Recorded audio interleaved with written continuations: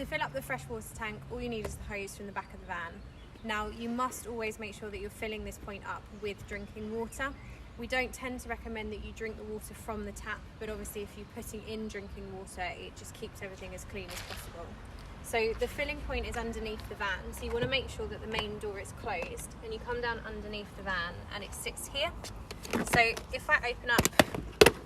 my hose, this is just a standard hose attachment, so all you want to do is pull this back, which then releases it from the tap, and let it go, which hooks it on.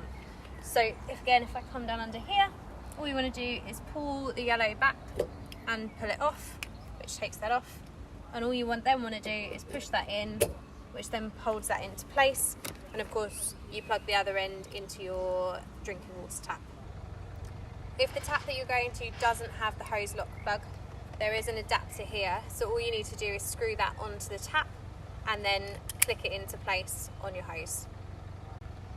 You can use the indicator inside the van to see where the level is on the water tank, and once you're finished, all you need to do is unplug, obviously turn the water off, unplug the hose,